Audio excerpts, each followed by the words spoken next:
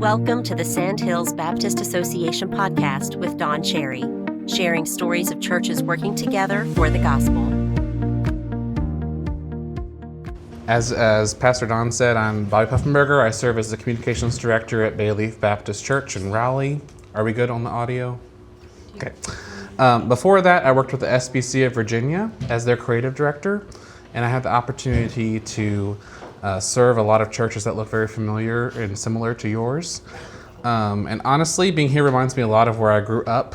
Don would know that well since he was my childhood pastor, and I'm really grateful for the influence he had. I grew up in the mountains of West Virginia on a farm, attending a small church that eventually became one of the larger churches in the area. And over time, the Lord allowed me to be a part of a church plant, serve in a large church during college, and then settle into ministry in a few different contexts after that. So having seen churches of different sizes and settings, I feel confident in saying this: every church, no matter the size, struggles with being visible. When I came to my current church in Raleigh, I kept hearing this people say, this church is one of the best kept secrets in North Raleigh. And I remember thinking, one of the best kept secrets. That's a great compliment, but it also reveals something. There are a lot of churches doing impactful ministry. Some people simply don't know that they're there. Not because the church is doing something wrong, but because the ministry happening inside the church is not always easy to see from the outside. Maybe that's true of your church. Maybe that's part of why you came tonight. So before we go any further, I do want to set some expectations clearly. My hope is to give you some practical help that fits your church, honors your people, and respects the limited time you already have. We'll focus on 3 practical areas tonight: how people find you online, how they understand your printed and digital communication, and how simple design decisions can make everything feel clearer and more welcoming. The goal is to help make what you're already doing clearer, easier to understand, and easier for people to find. Now, I know the word marketing can feel uncomfortable in a church setting, and honestly, sometimes it should.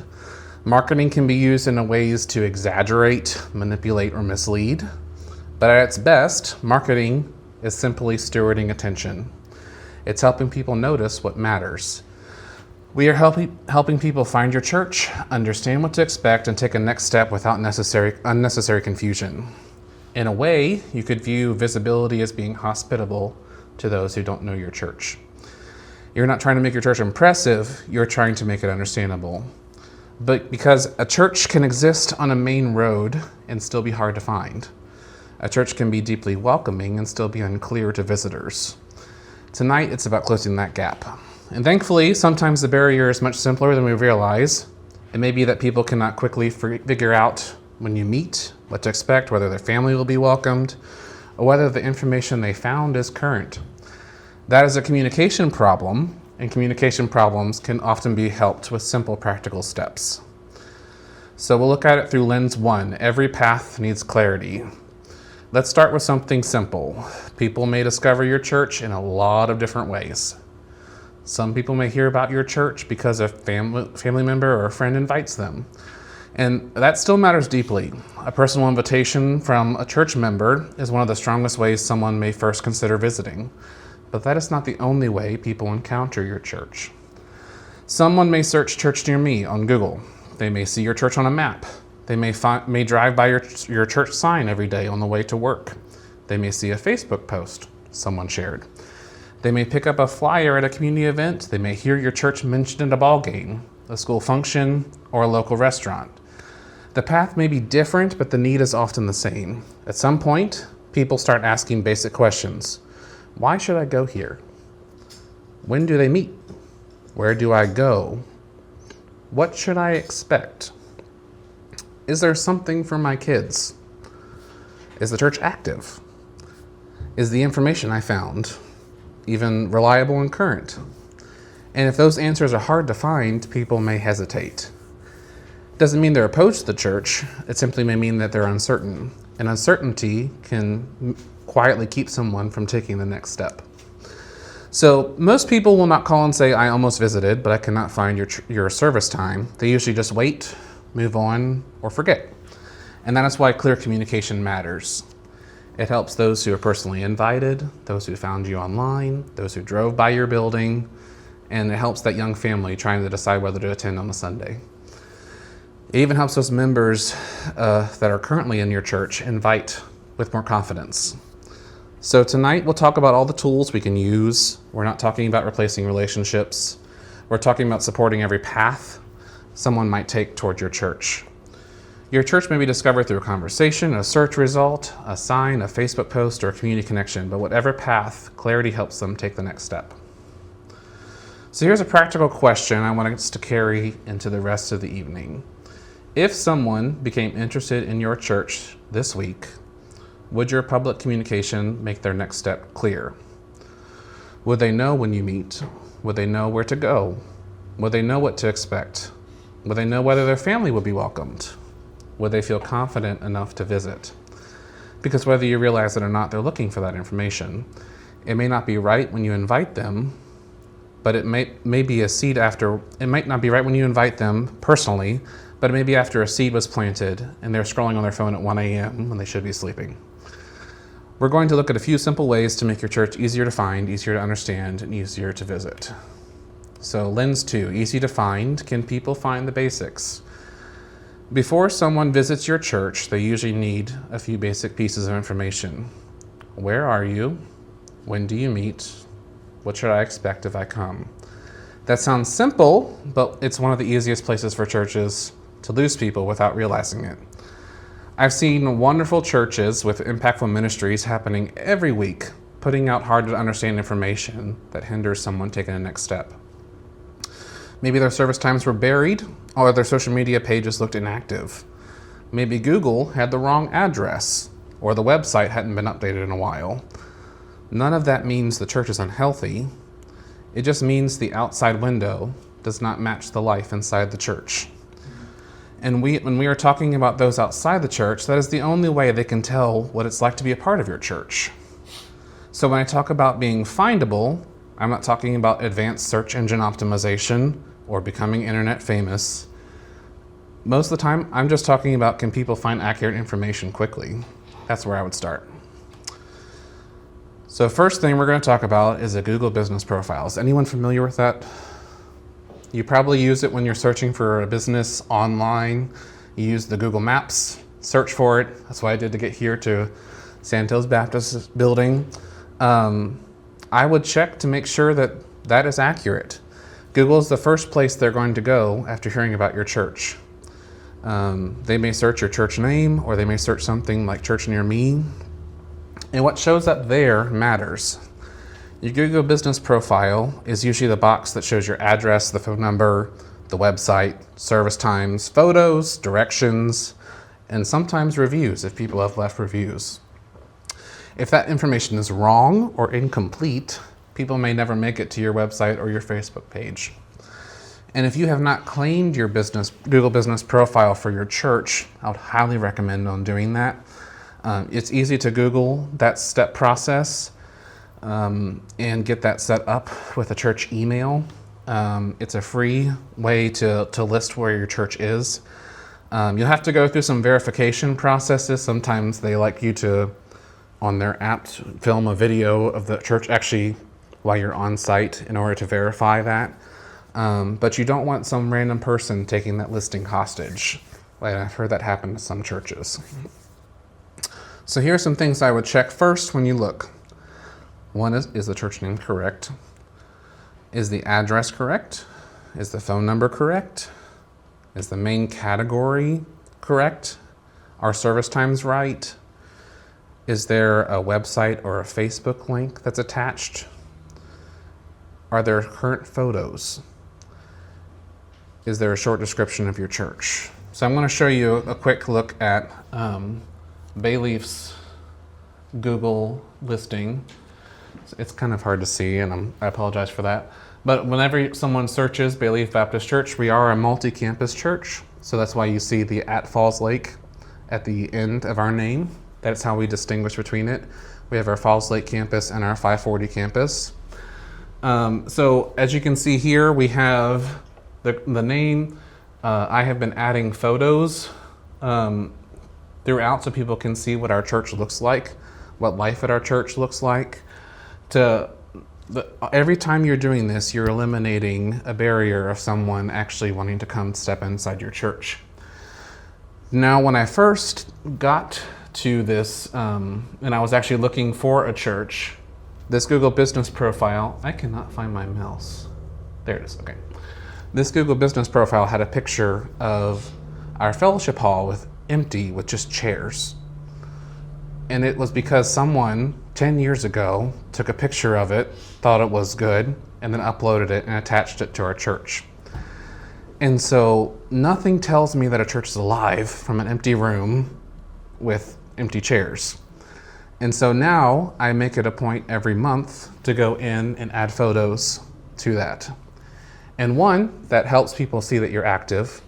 Two, it also tells Google that you're an active organization. And it's not just someone that claimed it 15 years ago and left it dormant.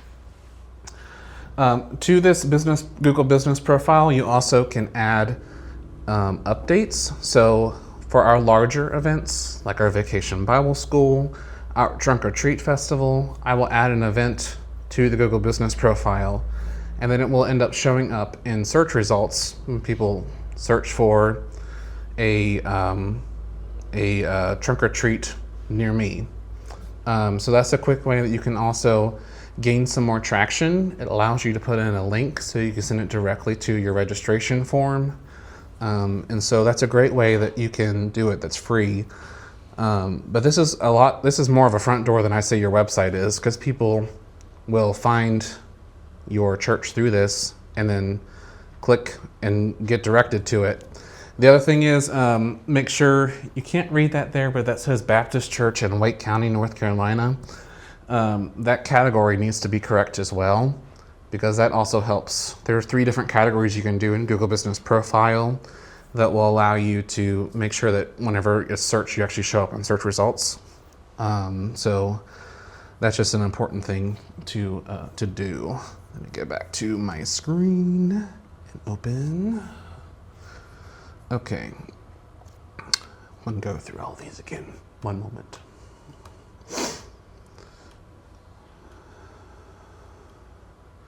Second place I would check is social media.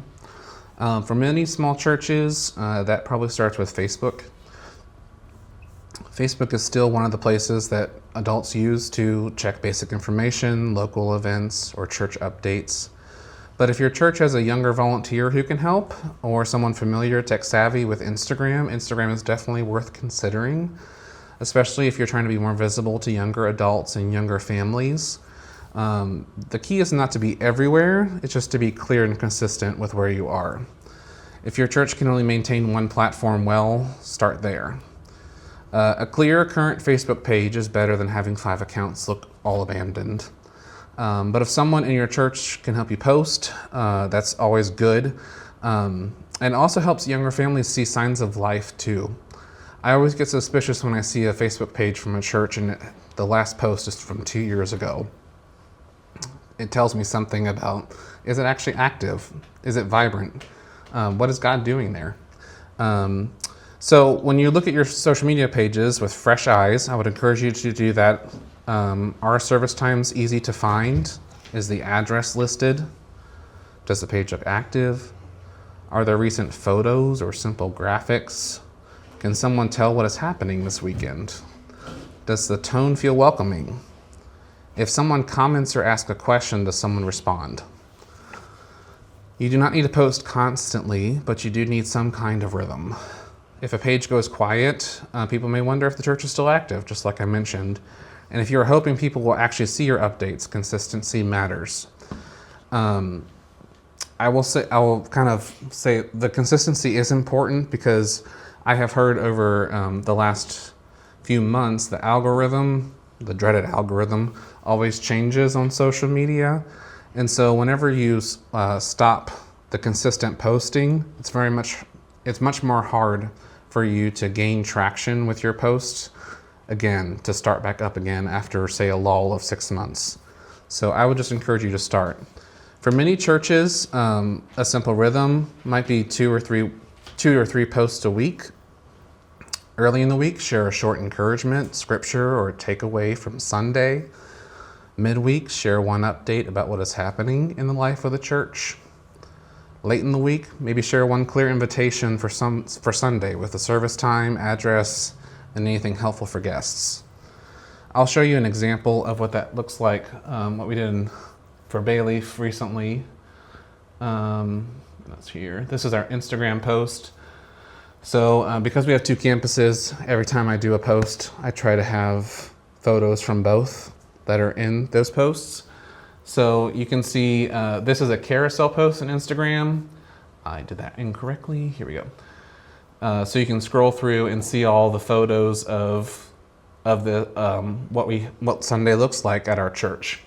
And we have a caption, but under every caption I typically include, we would love for you to join on Sunday, and then here's our specific service times, that we have groups for all ages. All of that in every post helps people not have to search. That we just write on Instagram and can look at it, at all those details. So the more that you add that information and think about the questions that a visitor may have, the better. I'm going to go back here. I keep losing my mouse. The third place I would check is your website, if you have one. And I would keep the website goal very simple. Your website does not need to be impressive, but it does need to be useful. A lot of churches think their website has to be beautiful before it is helpful. But for most small churches, the first win is not a fancy design. The first win is making sure a visitor can find the basic information quickly. People make decisions online faster than we realize. Google has reported that many mobile users leave a page if it takes longer than 3 seconds to load. And usability research has shown that people often leave websites within 10 to 20 seconds if the page does not quickly communicate why it matters. So when someone opens your church website, especially on a phone, the page needs to answer the questions they are already asking. Where are you? When do you meet? What do you believe? What should I expect? What about my kids? How do I contact you? That is the test. And let me say this clearly, those answers should not be buried. Your service times should not be hidden 3 clicks deep. Your address should not be hard to find. Your kids' ministry information should not be a mystery. And your contact information should not require someone to hunt for it. Again, your website does not need a video background or perfect design, but it does need to answer the questions people are actually asking. A lot of churches are built or updated on a desktop view, but for most, probably viewing from a phone, I would say that's really important to make sure your website is responsive.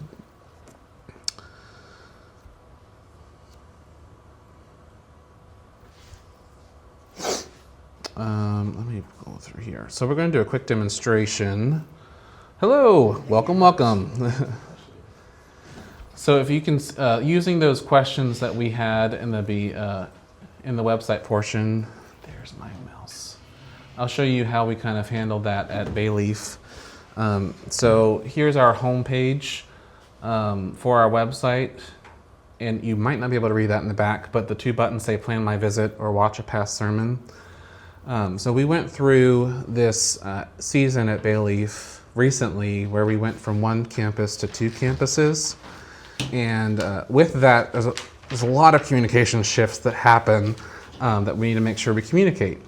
And so whenever we were redesigning our homepage, we looked at it through a lot of the lens of a first-time visitor. And we did some research into everyone who had become a member at our church in the past 2 years. We surveyed them and asked them, what made you choose Bayleaf? Why did you come? What stuck out to you when you visited? All of those things. And it gave us some good data to be able to write our content in a way that actually helped people know and picture themselves there already.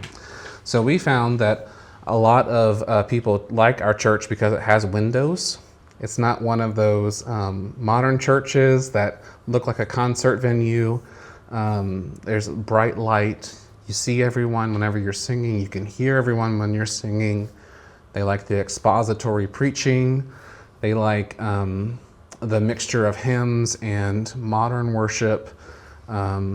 They like the choir, and they like the multi-generational aspect of our church. We have every generation at Bayleaf. And so with that, we had to look at choosing photos that represented that. We had to look at choosing information that pointed them to easily being able to find a campus, because now we're not just pointing them to one location. They have to choose which campus they want to go to. So you'll see here, every photo that we have chosen typically has at least 2 generations in it. So we try to prioritize that with our photographers whenever we're taking photos. And then we also show all of our ministries and just smiling faces and people engaged with each other. But you can see here, very simple information. And all these buttons all say the same thing: plan my visit, watch a past sermon. Because it may seem redundant for those English people in the room to constantly have it repeated, but the more repeating that you have throughout the website, you have to think of those that are visiting on a mobile device as well. They're constantly scrolling. They're not necessarily going to be seeing the whole page. And so wherever they are scrolling in the page, you want to make sure you have a call to action there so that they can do what you're asking them to do and make it clear what next step you want them to take.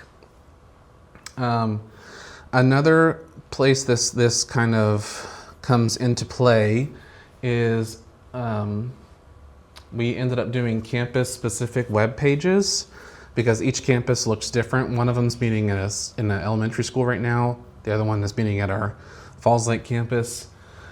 But we went through and made a what to expect video. This kind of walks people through how to get into the elementary school, where their kids will be, all of that, just thinking through that. We also included that service times and that it's for all ages, the location with a get directions link. You can't see it very well there, but and then at the bottom, we have frequently asked questions.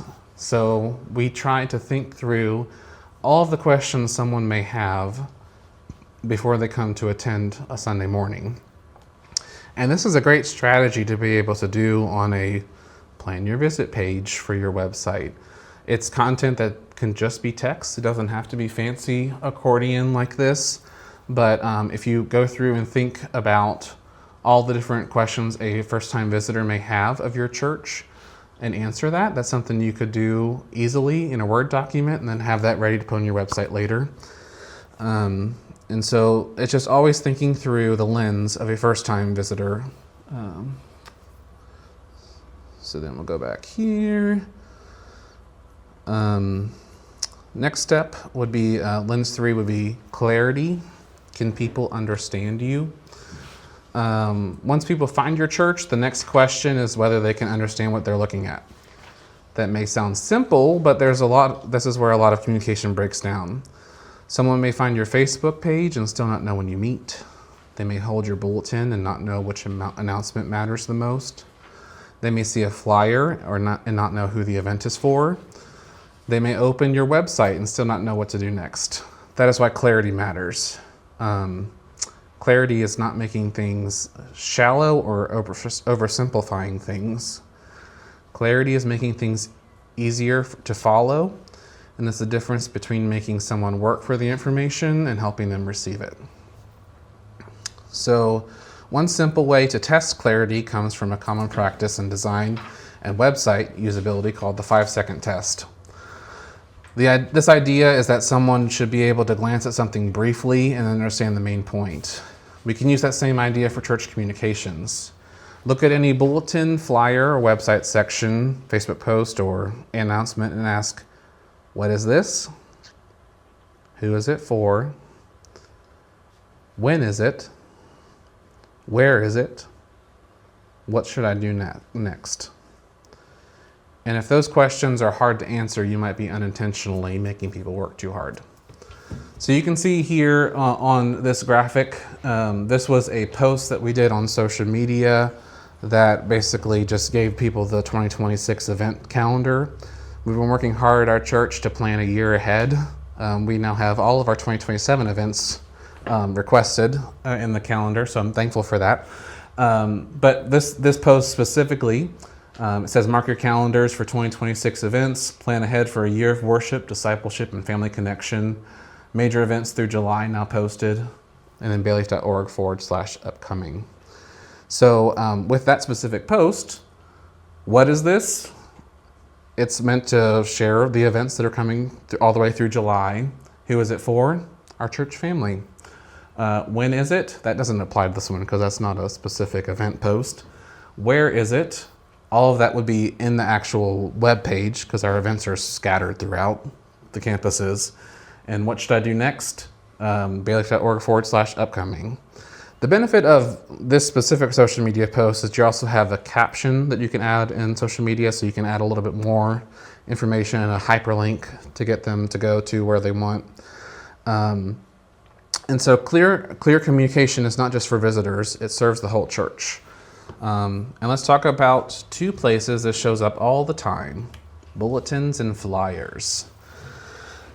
Most bulletins do not fail because they're ugly. They fail because everything has the same visual weight. Everything is the same size, everything is centered, everything is bold, everything is crammed together. And when everything looks important, nothing is important. So here are a few practical ways we can improve a bulletin. Group related information together.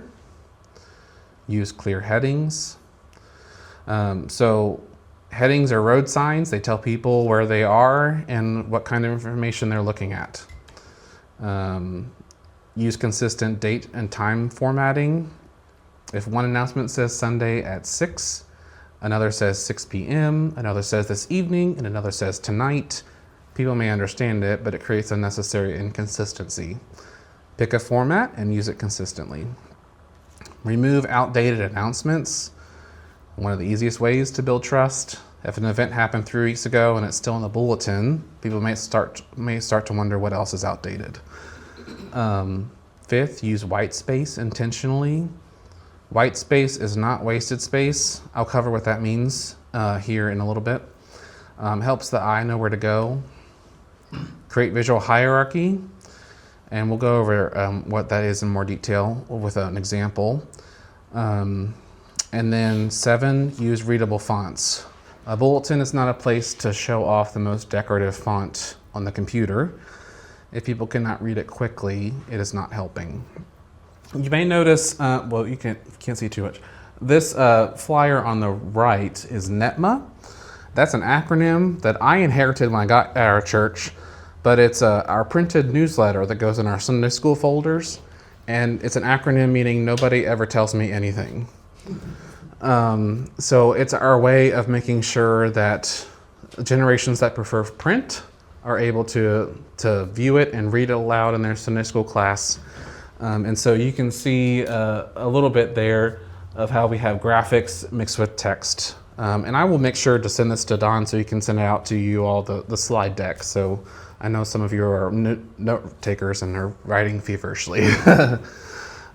So here's an example of a bulletin. From what you can see, what can you tell me about that bulletin design? A lot of stuff. It's a lot of stuff, right? I would say that there's not much difference in font sizes. I don't know where to look. Hard to read. Hard to read, yeah. Doesn't look very fancy. What about this one? Better. Yes. What makes it better? White space. White space, exactly. So that's what I was telling you about. When there's room to breathe, it helps the eye relax a little bit. I get stressed when I look at that one over there. But this one kind of helps me. It does the categorization for me. My eye doesn't have, and my brain doesn't have to do it. So this is what I more so mean with white space, because you're able to, I'm moving by the way, you're able to kind of tell the eye where it needs to go. So you probably can't read this from back there, but this is an event name, date and time, and then kind of a short description. When you use different size fonts, it helps be able to guide the eye. I'll show you another example here. So all of this is the same text on a graphic. And so what can you tell me about the left one?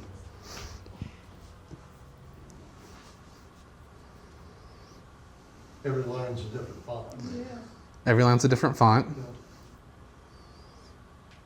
Do you find it hard to read? To me, it looks like it's just somebody slapped it up there. That's exactly what I did. Instead Yeah. of taking Uh-huh. time. Right. So one of the biggest things that I had to learn as a designer is the importance of choosing a font and sticking with it. Different brands that you see out in, that have huge marketing teams with all of this creative people, they all seem to stick to one or two fonts in their designs. So you look at Apple. Apple is a good example. They have basically like black and white is their color scheme, and they stick with one font. And then you have Nike is another example of using similar fonts. So I would encourage you to be able to find a font that you can use that's just one font or two. At Bayleaf, we actually have 3 fonts that we use on everything. That includes our event graphics, that includes our flyers, our newsletter. Because what this does, if you choose a font that has multiple weights on it, you're able to create some visual hierarchy with that design to be able to kind of guide the eye. You're able to have some options, so not every event looks the same. But then also, people will start recognizing your church because you're starting to use the same fonts. And it helps cut down on some decisions everyone has to make when they're making their event flyers. Because I have spent 2 hours before looking for a font for an event graphic. Now this decision is made for me. So at Bayleaf we have, this is actually one of our fonts here, Gotham. It's our sans serif font. That basically means sans is without serif. So you can see here, it's pretty straight text. And then we have a serif font that has the little serifs. It's with serif on it. We use a font called Kepler Standard.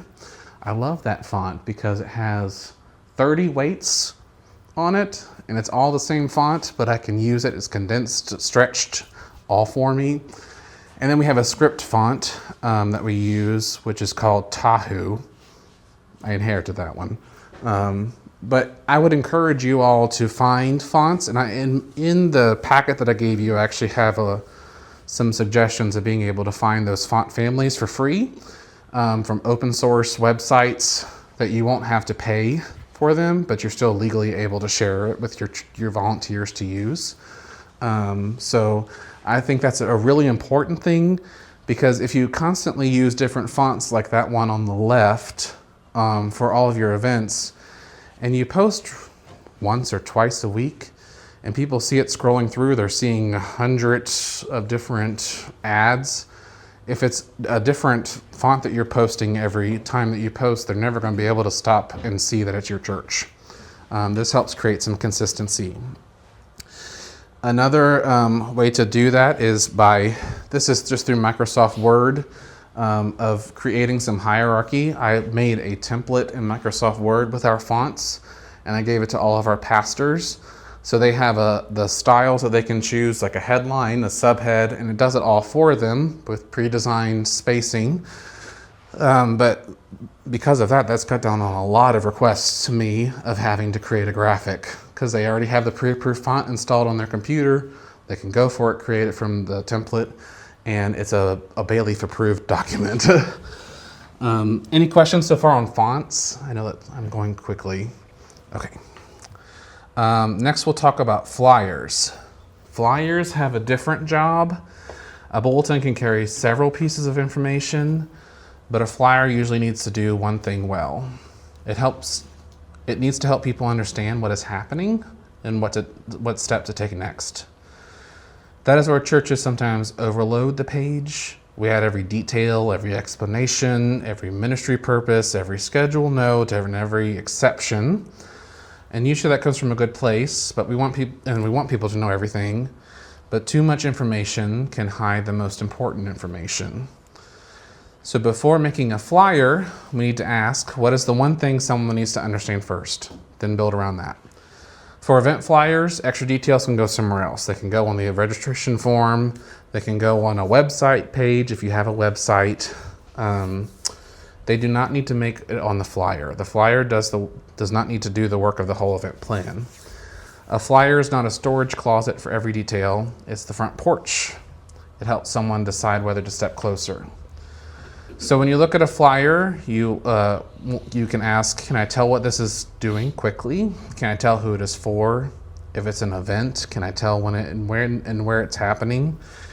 Can I tell what to do next? If the answer is yes, you're in a good place. So this specific flyer here was a mailer that we mailed out. We established with the post office, we purchased addresses around our new campus, and we mailed out a mass mailer to people in the community about our new campus launching. And so this specific mailer was sent there with a QR code to the video I showed you on that campus page that kind of walks through what to expect. And so this had a very specific purpose. It's not an event flyer, but that's a postcard that we had sent out. So next would be the lens for of trust. Does it look alive and reliable? Design can feel like a preference issue. Some people like modern design, some people like traditional design, some people want more color, some people want less. And if we are not careful, we can make the whole conversation about taste. But that's not really what I'm talking about here. When I'm talking about design, I'm talking about whether your communication feels clear, current, and cared for. Because people make quick assumptions based on what they see. They may not know anything about fonts or spacing or layout, but they can usually sense when something feels confusing or thrown together. But to a visitor, details shape perception. They may wonder, do I know where to go? Does someone seem to be paying attention to the design, to the details? We're not trying to impress people, but the clarity that you put into your work helps build trust. You do not need cinematic videos or professional photography every week or full brand guide, but the things people see publicly should feel readable, organized, and accurate. And a few simple things can make a big difference. Current photos of actual people at your church, clear service times, readable text, consistent colors and fonts, as we talked about earlier.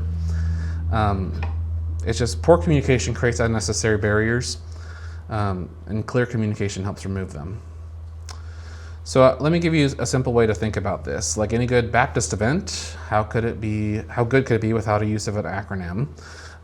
So I'll use the word clear as a guide, but the point is not the acronym.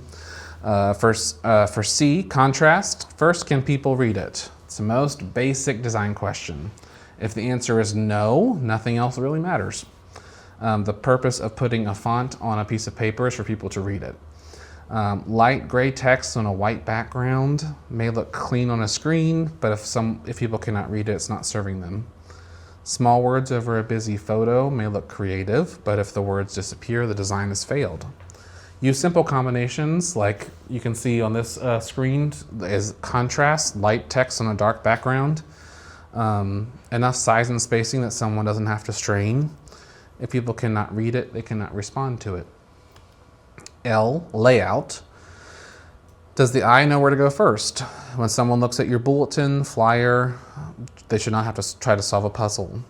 Similar to that bulletin example, the first one we saw, you didn't know where to look. And so it got kind of confusing and stressed just looking at it before even reading. Usually that means one main headline, supporting details, and then what to do next. If 5 things are all competing to be first, the eye doesn't know where to land. That is when people start skimming, guessing, or giving up.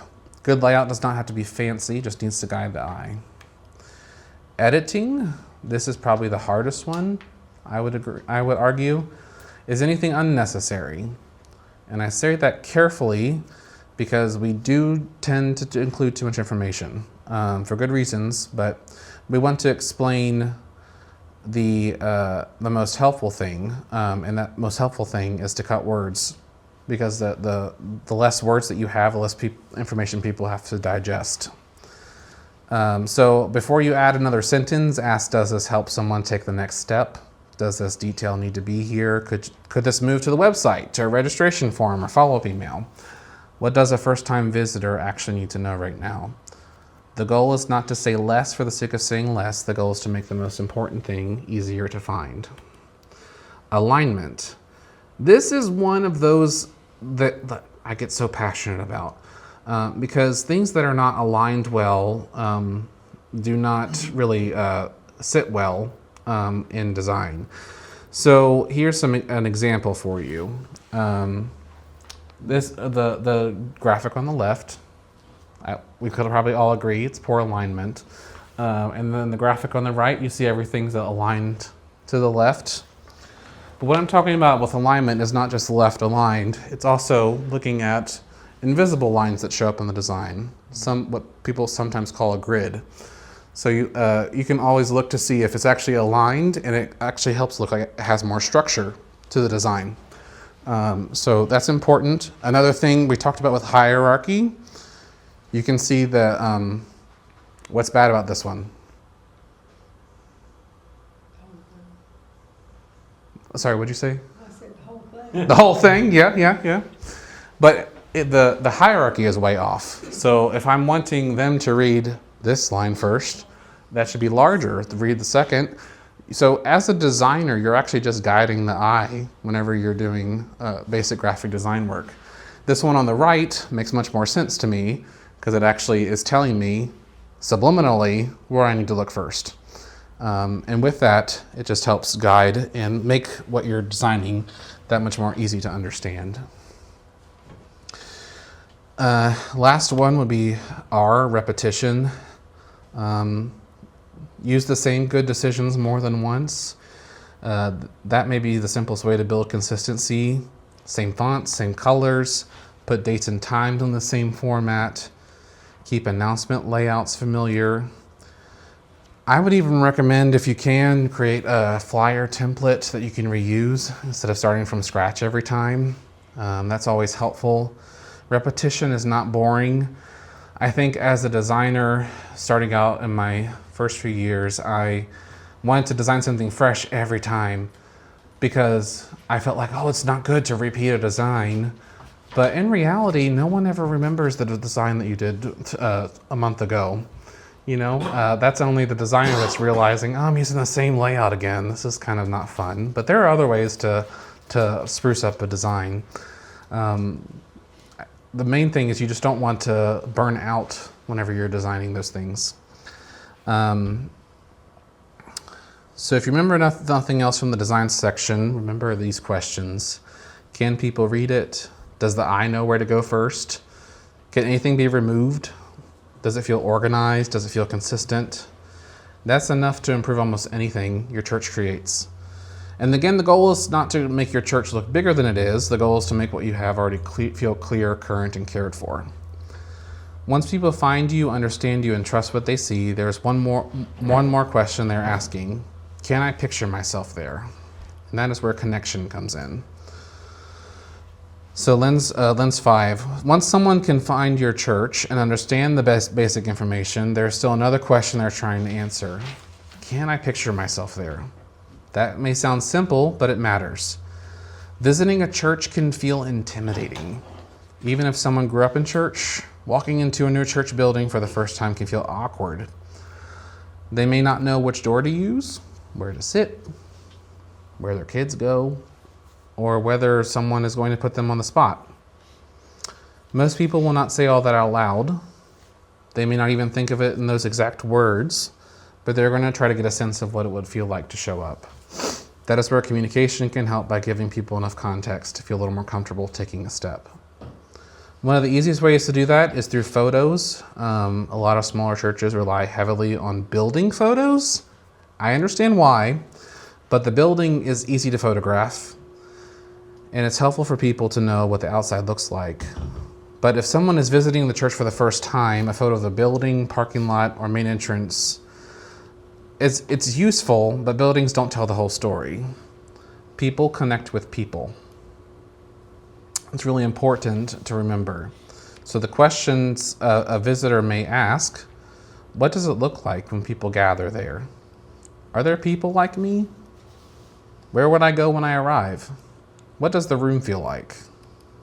Who might greet me? What happens with my children? You don't need perfect photos to answer those questions. You just need real ones. You can show greeters, show people talking before and after the service. I find some of the best photos that I get are during our service transitions when people are walking in and out, because everyone's like, oh, I haven't seen you this week. How is your week going? And they give them a hug. And that's the best place that you can get photos. Even before our events, is that I typically get the best photos before the event starts, because people aren't sitting down and looking tired while watching or being part of an event. So show the entrance people use. Show the lobby or the welcome area.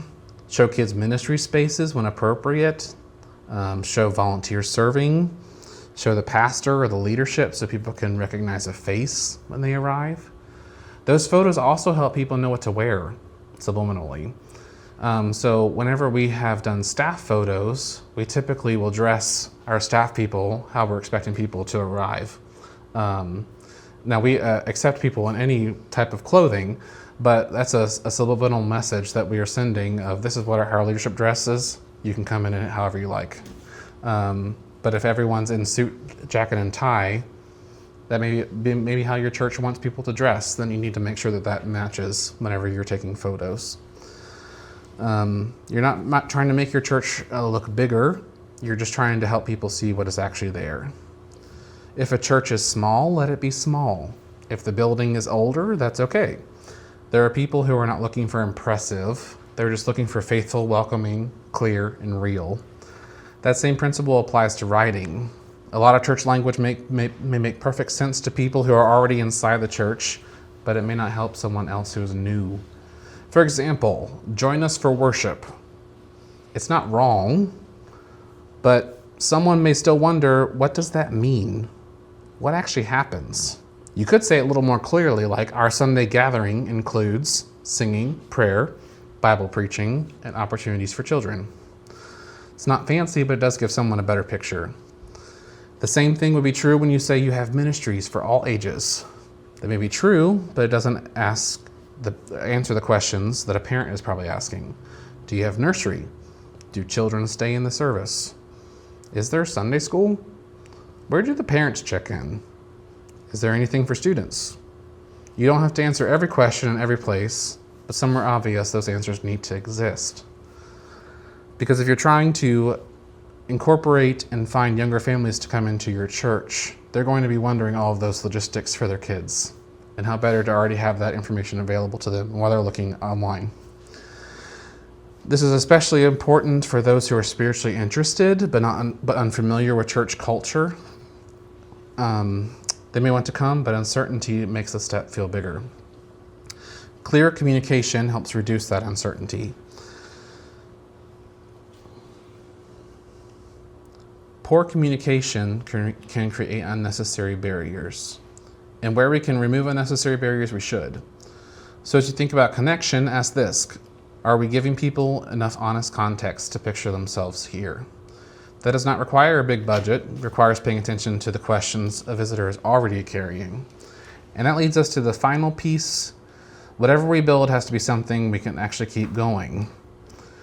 The last piece, this is where we want to be really careful. We don't want to create something that requires a full-time communications person. That it's only possible that you have a full-time communications person to do all of this, because churches don't have that. And even churches that do have communication staff, there's still more work than time. So whatever we talk about tonight has to be something a smaller church can actually maintain. A good communication plan should support the ministry of the church. It should not become its own heavy machine that everyone has to keep feeding. So instead of thinking, how do we do more communication, I would ask a better question: how do we reduce confusion? One simple way to do that is build a weekly checklist. Doesn't need to be complicated, and it could take 30 minutes or less. So once a week, someone looks at places people are most likely to check and asks, Is our Sunday service time correct? Is our Facebook page current enough to show we are active? Is the bulletin clear? Is anything outdated online? Is there one thing we need to make easier for people to find? You could do that on Monday morning or whatever fits your rhythm. And that could be done from a pastor's standpoint or a church secretary or a volunteer. Every church needs someone asking, would a new person understand this?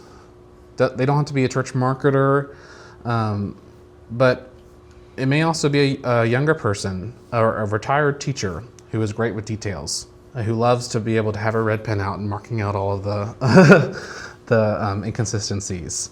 The point is to not create a new job title, it's just to make sure that clarity is not left to chance.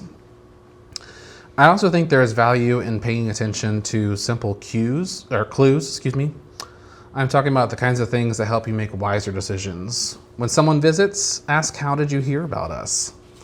Maybe they were invited by a friend, maybe they drove by, maybe they found you on Google, maybe they saw something on Facebook. That one question can teach you a lot. And also pay attention to the questions that people are asking. If a visitor regularly asks, where do my kids go? That may mean your children's ministry information needs to be easier to find. If people keep asking what time something starts, the time may be buried or inconsistent. If members are always confused about where to find announcements, the issue may not be that they do not care. The issue may be that the information is scattered. Just pay attention to repeated confusion, because sometimes the best data is the question that people keep asking. And when you notice those patterns, you can fix the right things first. That is how you keep this sustainable. You do not build a system that it requires one big burst of energy and then you leave it for 2 years. You need to build a simple rhythm that your church can repeat. A clear weekly post is better than 3 weeks of beautiful graphics followed by 2 months of silence. A simple bulletin that people can understand is better than a redesigned bulletin no one has time to maintain. A basic website with accurate information is better than a beautiful website full of outdated details. So when you leave tonight, I don't want you thinking we need a whole new strategy. I want you thinking, what is one simple rhythm we can actually keep? That's where the progress will start. Before we move on, I want to mention a few free tools that may help, and this is also in your packet as well that I handed out. But please don't go and start all of these tonight. I think I'll identify which ones work best for you. A few tools to worth knowing. Google Business Profile, we talked about that earlier. If you do nothing else online, I would make sure that is accurate. Gain the ownership if you can of that listing. Facebook and Instagram, it's still one of the top ways of being able to share what's going on at your church. If you don't have Canva, there is a Canva for nonprofits that you can get that churches can access for free. And so you can apply for that online. So I would highly encourage you to do that. It's a very useful product. And it actually helps a lot with our team because you can see the designs updated and people can go in and edit it. Is that the free version? Is that? So there's a free version, Yes. but then there's a paid version that churches can get for free. Right. Yeah. So you have all the usability of the paid version. And I looked at it last night through a quick Google, and I think it's the Canva for nonprofits that you can apply for. They may ask for some documentation to be able for you to prove your church, but we have the free version, and it's pretty robust what we can do with that. Well, I haven't subscribed to it, but see, this is interesting to hear. Yeah.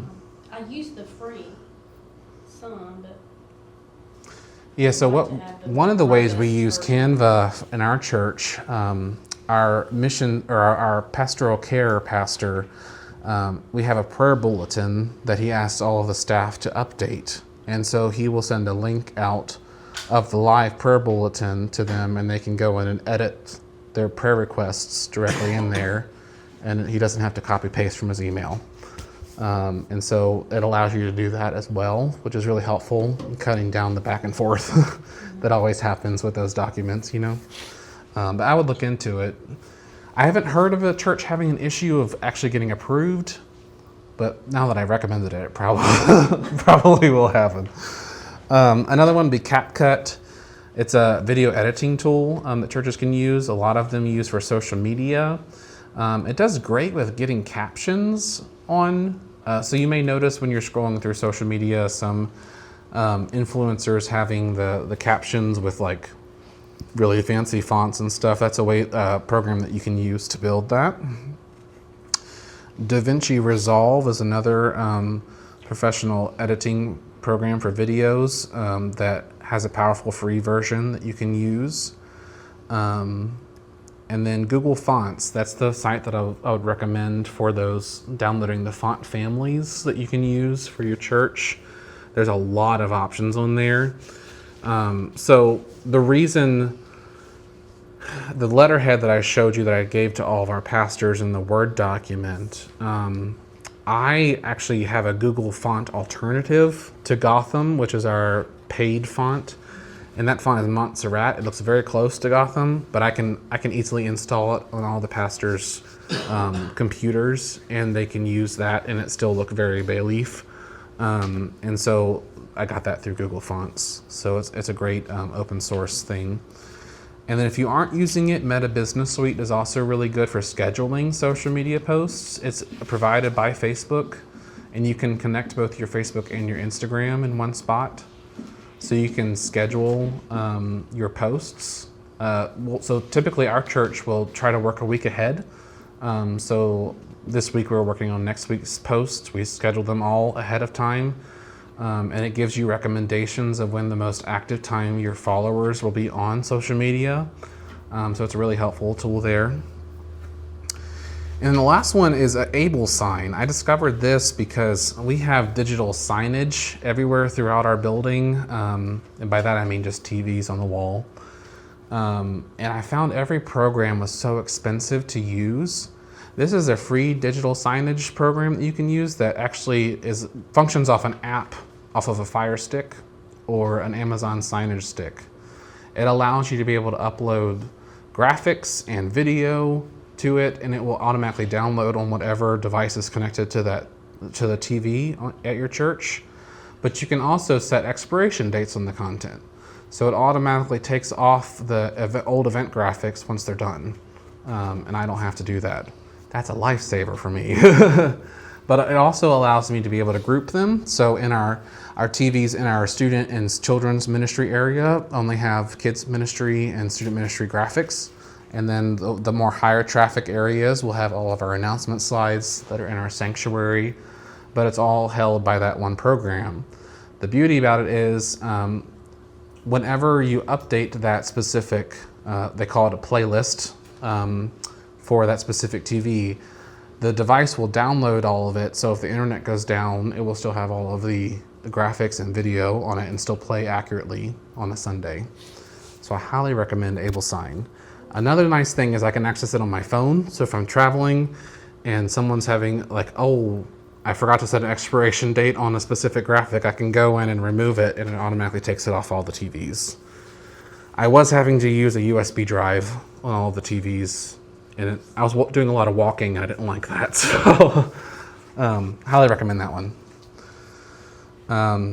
You don't need all of these tools, but those are just some that hopefully will help you as you're trying to accomplish all the things that we're talking about here. If you do know nothing else, I would highly recommend the Google Business Profile and looking into Canva, because they also have a lot of great templates in Canva that you can use to start your things that you're doing for your church. So that's all I had for this time. Questions?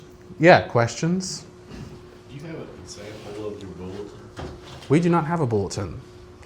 So I came into our church and they nixed it during COVID because it was so expensive. We have 1,300 people in our membership, and so the printing cost got to be way too expensive every week.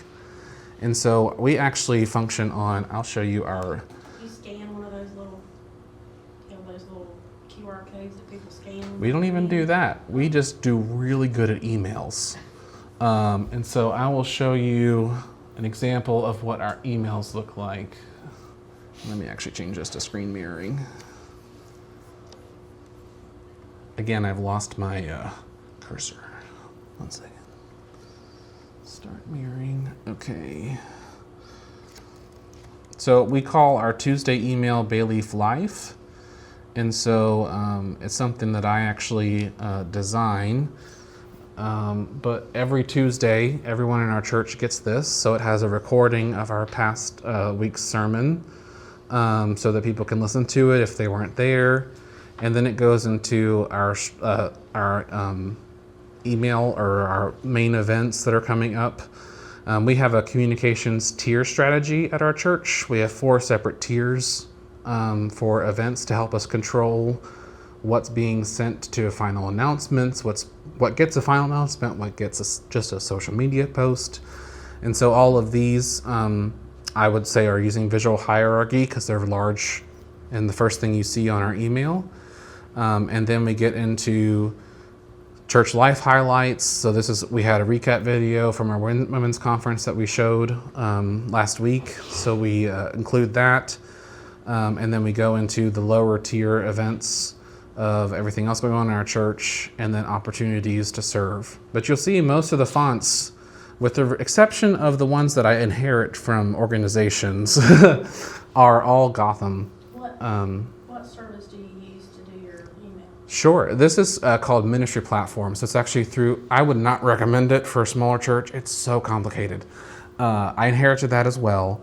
I would recommend MailChimp would probably be a great option. They have a free version of MailChimp. They have a free version. I think you can do up to 2,000 email addresses on their free version. Too, or just email? I think it does text. I haven't used the text feature. But this one's done through Ministry Platform. It's our church database. So if you all are on Realm or Planning Center, it's the equivalent to that. It's just much more robust and requires a developer to build. So, so we actually send that out. And then on Fridays, we send out this weekend at Bayleaf email. And I'll actually show you, that's not the right one. This weekend at Bayleaf.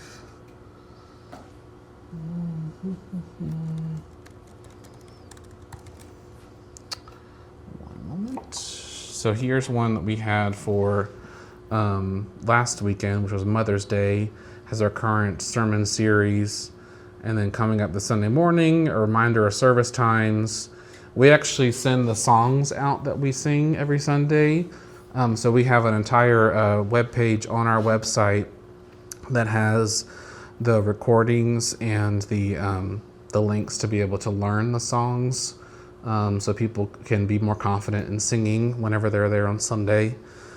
And then we have, typically, if there's anything going on with the Next Generation ministries, which are all typically happen on Sunday evenings, we'll include what's happening that Sunday night.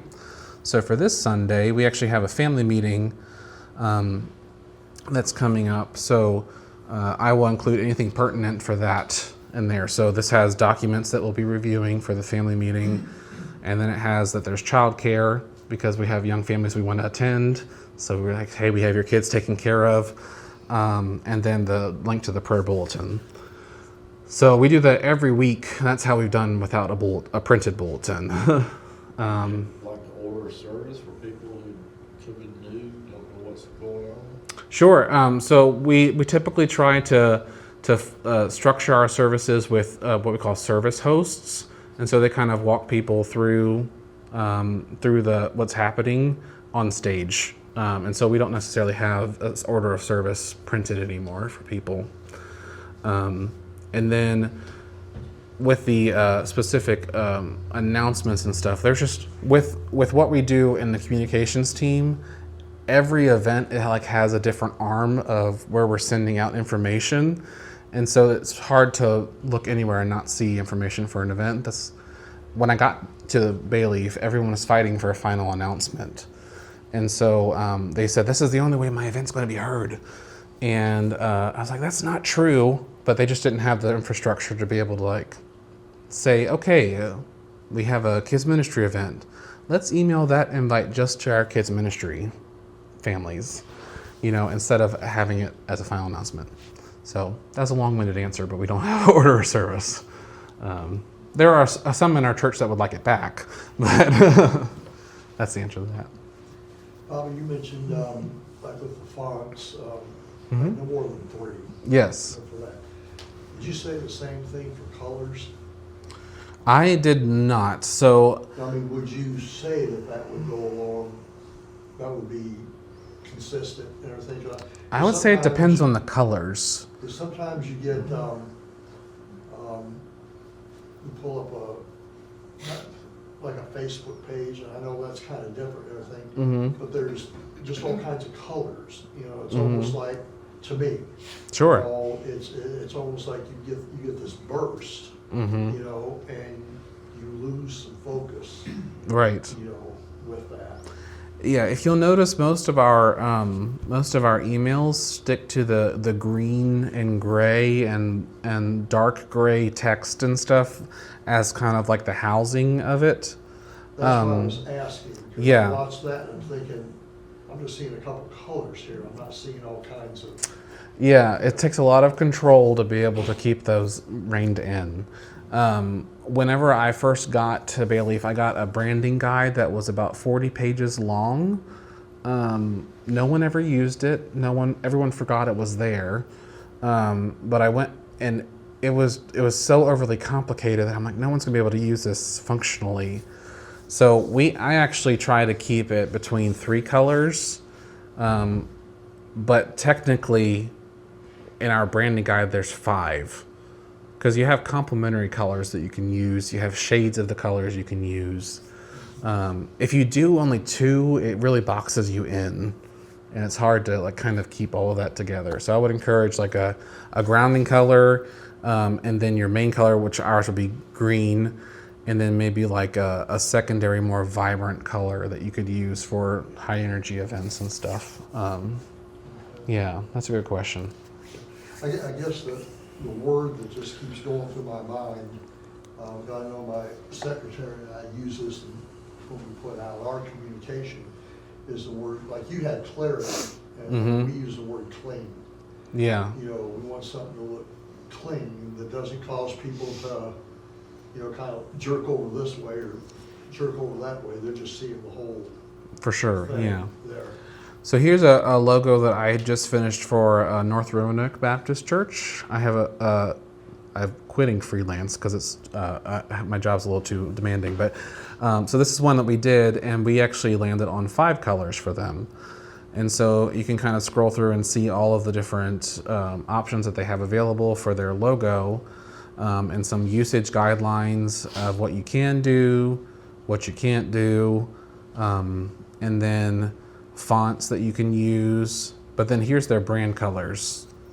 So it's very thematic, and but it all deals with the Blue Ridge Mountain area that they're in. So that they have a lot of freedom with those amount of colors to be able to kind of do something fun with them on every graphic. Or they may choose just to do a Harvest Gold graphic, and that's still in their brand, So but I think there also takes a knowledge of how colors work together in order to have that amount of colors in your brand. Yellow and white don't work at all. Yeah, so on my screen, it's a lot more contrast, but that, I agree. That's an excellent example of what not to do. I would much more shoot for the top left one with the contrast. Yeah. Any other questions?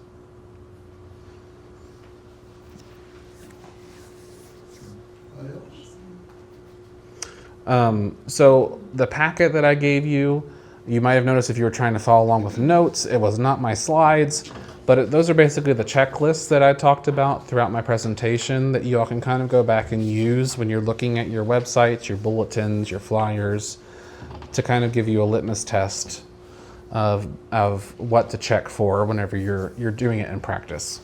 So I hope that's helpful for you. Thanks for listening. For more information or to leave a comment, you can reach us at 910-947-2238 or send an email to sandhills@sandhillsbaptist.org.